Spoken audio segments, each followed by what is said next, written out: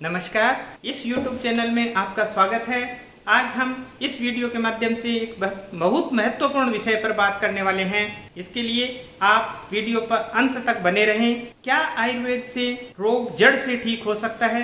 यदि हाँ, तो वो कौन सी प्रक्रियाएं हो सकती हैं? तो इसका उत्तर है हाँ, आयुर्वेद में रोग जड़ से ठीक हो सकता है और ये सारी चीज़ें पंचकर्म के द्वारा संभव है।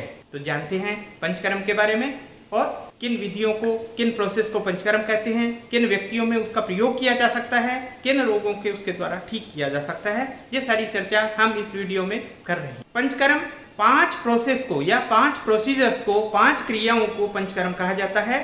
ये सही है कि आयुर्वेद से रोग जड़ से ठीक होते हैं, लेकिन ये पंचकर्म के माध्यम से ठीक होते हैं। आयुर्वेद में 2 चिकित्सा होती है। पहली चिकित्सा शमन चिकित्सा। शमन चिकित्सा का मतलब हम औषधि प्रयोग करके रोग को शमन करते हैं, रोग का शमन करते हैं।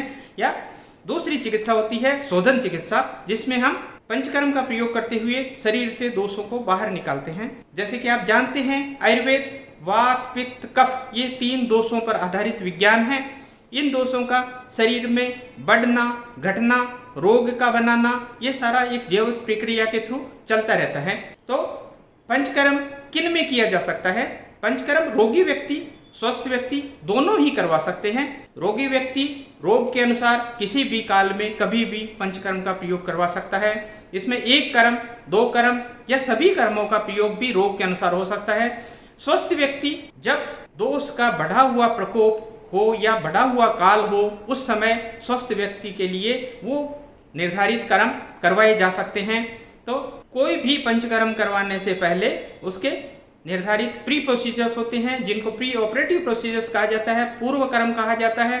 और पंचकर्म के मुख्य प्रोसेस के बाद में पोस्ट ऑपरेटिव प्रोसीजर्स होते हैं, जिनको हम पश्चात कर्म नाम देते हैं। तो चलिए जानते हैं सबसे पहले पूर्व कर्म के बारे में। पूर्व कर्म किसी भी कर्म को करने से पहले प्री ऑपरेटिव प्रोसीजर्स हैं, जो आवश्यक रूप से करने होते हैं।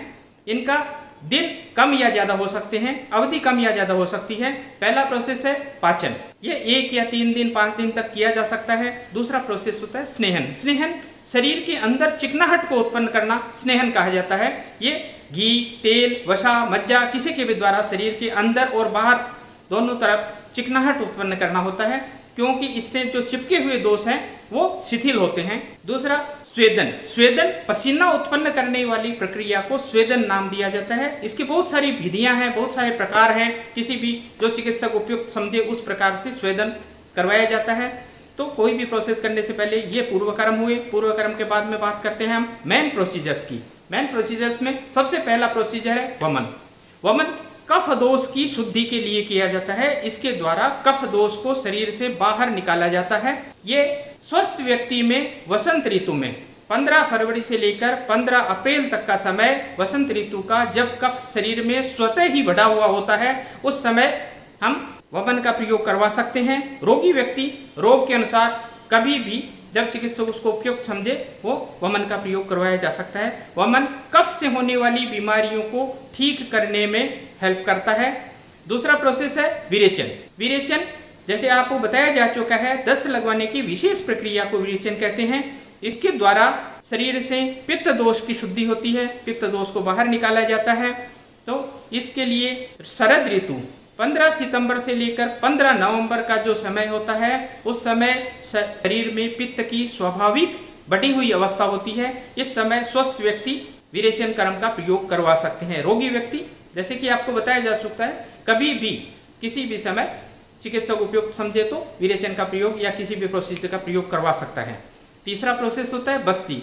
बस्ती प्रोसेस हमारे वात दोष, जो शरीर के तीनों दोषों में सबसे महत्वपूर्ण दोष है, इसकी शुद्धि के लिए या इसको शांत करने के लिए बस्ती का प्रयोग किया जाता है। वात दोष शरीर में वर्षा ऋतु में बढ़ा हुआ होता है।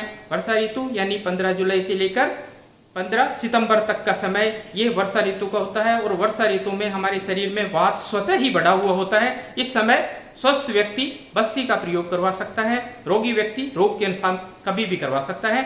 चौथा प्रोसेस होता है नस्य।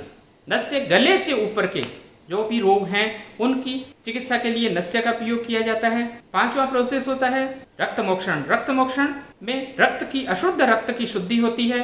और रक्त पित्त का मल है, यानी जो पित्त दोष है उसी के मल से रक्त का निर्माण होता है। इसलिए पित्त दोष की बढ़ी हुई अवस्था वाला काल यानी शरद ऋतु का काल, जब 15 सितंबर से लेकर 15 नवंबर के बीच में रक्त मोक्षण स्वस्थ व्यक्ति करवा सकते हैं। ये हुए मेन प्रोसीजर्स। अब मेन प्रोसीजर्स के बाद में बात करते हैं हम post operative procedures. Post operative procedures में सबसे पहला प्रोसीजर है संसर्जन कर्म। यह एक आयुर्वेदिक टर्म है। इसका मतलब ये होता है कि वमन आदि कोई भी प्रक्रिया करने के बाद हमारे शरीर की पाचन शक्ति कम हो जाती है। उस पाचन शक्ति को पुनः प्राप्त करने के लिए हमें निर्धारित प्रक्रिया से आहार का प्रयोग करना संसर्जन क्रम कहलाता है। संसर्जन क्रम में पहले दिन क्या खाना, दूसरे दिन क्या खाना, धीरे धीरे अग्नि को बढ़ाने की प्रक्रिया है, यही संसर्जन क्रम है। और संसर्जन क्रम पूर्ण होने के बाद व्यक्ति को रसायन औषधियों का प्रयोग करना चाहिए।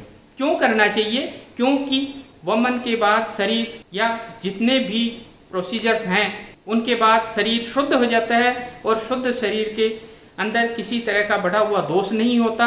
उस समय यदि हम रसायन औषधियों का प्रयोग करेंगे तो हमारे शरीर की नॉन स्पेसिफिक इम्यूनिटी बढ़ती है और उसको बढ़ने के कारण हमारे वातावरण से, विषाणुओं से, बैक्टीरिया से, वायरस से, किसी से भी होने वाले जो रोग हैं उनसे हम कम से कम प्रभावित होंगे। तो नॉन स्पेसिफिक इम्यूनिटी को बढ़ाने के लिए रसायन औषधियों को प्रयोग पंचकर्म के बाद करवाया जाता है। ये जानकारी आपको अच्छी लगी तो चैनल को सब्सक्राइब करें, लाइक करें, शेयर करें। हमारे साथ बने रहने के लिए धन्यवाद।